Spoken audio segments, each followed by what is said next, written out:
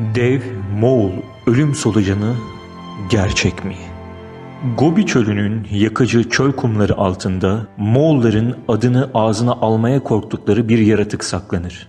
Olur da bu hayvandan bahsedecek olurlarsa onun için Olgoy Korgoy yani bağırsak solucanı demektedirler.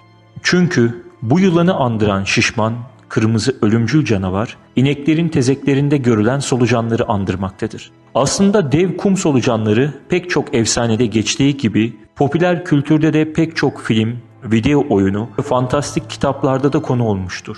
Bir çöl canavarı olduğu düşünülen bu yaratığın varlığı ispatlanamamıştır.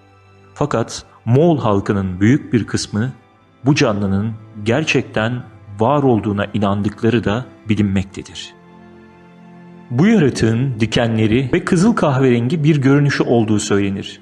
Şişko ve kırmızı renkli bir yılana benzeyen bu yaratıkların boyu 1,5 metreyi bulan dev solucanlara benzemektedir. İnsanları bile öldürebilmektedirler.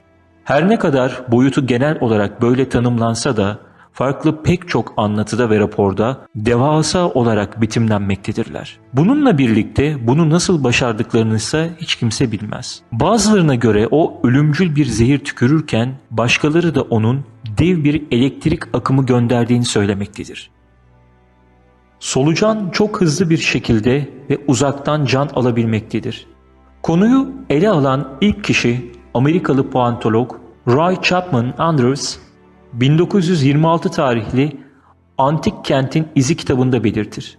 Amerikalı paleontolog Moğol yetkililerinin bir araya gelerek duyduğu canavar masallarından ikna olmamıştır. Antik Şeytanın İzinde kitabında Andrews 1922'de solucanı anlatan Moğolistan Başkanı Damdin Bazar'ın şunları söylediğini yazar. Yaklaşık 2 ayak uzunluğunda, başı ve bacağı olmayan bir sosis gibi şekillendirilmiştir ve çok dokunaklı olduğu için zehirlidir ve ölüm aniden gelmektedir. Gobi Çölü'nün en ıssız kısımlarında yaşamaktadırlar. Andrews 1932'de Orta Asya'nın Yeni Fethi adlı kitabında bu bilgiyi tekrar yayınladı ve şunu ekledi. Batı'nın en kurak kumlu bölgelerinde yaşadığı bildirildi. Ancak Andrews canlının varlığına inanmadı. Başka bir seferde Moğol ölüm solucanının varlığını öğrenmek ve halk tarafından anlatılanları karşılaştırmak için 1946 ile 1949 yılları arasında bölgeyi araştırmaya giden Yuri Orlov böyle bir yaratığı gördüğünü de rapor etmişti. Moğol göçerlerine göre bu dev solucan kurbanlarının her şeye çürük yeşile döndüren asidik bir maddeyle öldürmekteydi. Efsaneye göre yaratık saldıracağı zaman vücudunun yarısını yukarı kaldırıyor ve patlayana kadar şişiyor. Patladığı zaman ölümcül zehrini kurbanın her yerine saçmış oluyor. Bu sıvı öylesine zehirlidir ki temas halinde ölüm ani ve kaçınılmazdır. 1990 senesine kadar Moğolistan Sovyetlerin kontrolü altında ulaşılması zor bir ülke olduğundan bu yaratıklar hakkında batılı araştırmacıların bilgileri bulunmamaktaydı. Son yıllarda bu yaratığın var olup olmadığına dair bilimsel araştırmalar yapılmıştır. 1990 ve 1992 yıllarında Loch Ness Gölü canavarının ünlü dedektifi Ivan McClure bölgeyi incelemiş ve birçok kişiyle Moğol solucanı hakkında görüşmüştür. Ivan McClure solucanı aramak için küçük grup arkadaşlarını Gobi Çölü'ne götürmüştür. Frank Herbert'ın dev kurmaca bir sistemle kumullara ritmik dev dalgalarla çarparak yüzeye çıkartabileceği romanından uyarlanan McClure, motorlu bir tampon inşa ettirmiş ve hatta yaratığı bulmak için küçük patlayıcılar ile denemeler bile yapmıştır. Garip ölümler ve görgü tanıklarının çokluğu dolayısıyla ölüm solucanının sadece bir efsane olmadığı sonucuna varmıştır. Uzmanlar onun gerçek bir solucan olmadığına inanmaktadır. Çünkü Gobi Çölü öylesine sıcaktır ki herhangi bir halkalı yaşayamaz. Bazıları onun bir kum kertenkelesi olabileceğini ileri sürmüşse de kertenkelenin bacakları vardır. Oysa tanıklar hayvanın eklemsiz, düz bir vücuda sahip olduğunu söylemektedir. En olası açıklama ise söz konusu yaratığın aslında çok zehirli bir yılan ya da henüz keşfedilmemiş bir tür yılan olmasıdır. Her ne kadar yerli Moğol halkı ölüm solucanının nasıl bir şey olduğu konusunda kesin bir fikre sahip olsa da dünyanın bilimsel cemaatini ikna etmek için daha çok araştırma yapılması gerekmektedir. Fakat son zamanlarda ortaya çıkan bazı veriler ve yeni raporlar bilim adamları arasında Moğolistan çöllerinde yaşayan tehlikeli bir canlının varlığını tartışma konusu yapmaya başlamıştır. Yaratık asit kustuğu gibi uzaktan elektrik şoklamasına benzer bir etkiyle de zarar verebildiğine inanılır. Boyunun 2 ile 5 metre arasında değiştiği söylenir. Kurak ve özellikle kumlu bölgelerde yaşar. Çünkü asıl hareket kabiliyetini kumda sağlayabilmektedir. Haziran ve Temmuz aylarında daha çok görüldüğü söylenir. Kış aylarında ise yer altında uykuya yattığına inanılmaktadır. 2005 yılında bir kriptozoolog olan Richard Feynman, Moğol ölüm solucanının varlığını kanıtlamak için bir sefer düzenledi. Bütün köyler ve köylüler zehirli yaratığı bulmak için seferber oldu. Fakat bir başarı elde edemediler. 2013 yılında garip ve solucana benzer bir yaratık kameraya yakalandı. Fakat başka noktalardan Moğol ölüm solucanının ihbarları gelmeye devam etti. Onlara göre bu yaratık dev solucan değildi. Üzerinde kırmızı renk olmadığı gibi normal bir solucan görünümündeydi.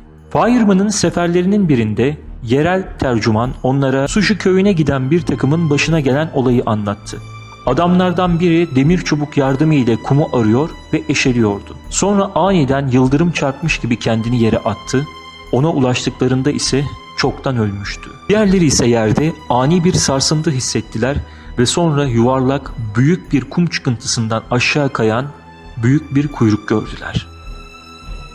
Önceleri efsane olarak kabul gören bu varlıkların yaşadıklarına dair ortaya çıkan yeni deliller araştırmacıların bu konudaki fikrini değiştirmişti.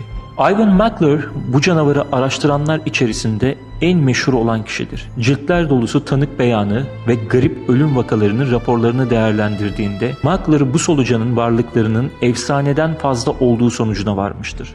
McClure bölgede yaptığı gezi sırasında yerli tercümanının kendisine çocukluğu sırasında çöle gelen araştırma ekibinden batılı bir jeoloğun yere kazık çakarken aniden düşüp öldüğünü ve daha sonra kumun içinden şişman bir solucanın ortaya çıkarak daha sonra uzaklaştığını gördüğünü anlattığını söylemiştir. Bu yaratık aslında çok eskilerden beri bilinmektedir.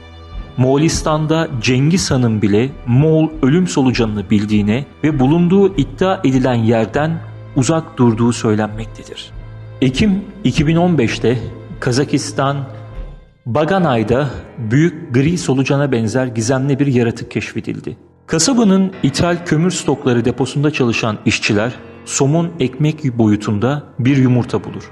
Üzeri tutkal benzeri madde gibi yapışkan bir örtüyle kaplıdır. Korkan kasaba itfaiyeyi arar ve yumurta kürekle kırıldığında içinden yaklaşık 20 santimetre uzunluğunda solucan benzeri ölü bir yaratık çıkar. Hayret içindeki itfaiye görevlisi ve işçiler yaratığın üzerine su döker. O anda kuyruk kısmı hareket eder ve kabarır. Sopa ile dokunduklarında ise mavi rengi değişir. Kırsal bölgedeki halk bunun bir ölüm solucanı olabileceğini söyler. Kısa süreli bir panik sonrası yetkililer gelir ve varlığı alıp götürür. Bu esnada yerel gazeteden biri ise birkaç poz resim çekmeyi başarır. Görgü tanıklarına göre solucanın ağız kısmında birkaç sıra içe dönük dişler de bulunmaktadır. Kasaba sakinleri bu olay sonrası her yeri arar ama ne başka bir yumurta ne de solucana benzer bir şey bulur. Kim bilir? Belki de o canlı eldeki tek gerçek delil ve yaşadığı söylenen bu yaratığın kanıtıydı. Fakat daha sonra bu olay çoğu resmi olaylardaki gibi üzeri örtülmesi için resmen unutulmaya çalışılır. Bir kısım araştırmacıya göre Gobi Çölü solucanların yaşayamayacakları kadar sıcak bir ortamdır. Kimilerine göre ise anlatılan yaratıklar kum kertenkelesi olabilir. Baskın görüşe ise bu tür bilinmeyen bir canlıdır. Kim bilir, belki de gerçek kumlar altında bulunacağı günü beklemektedir.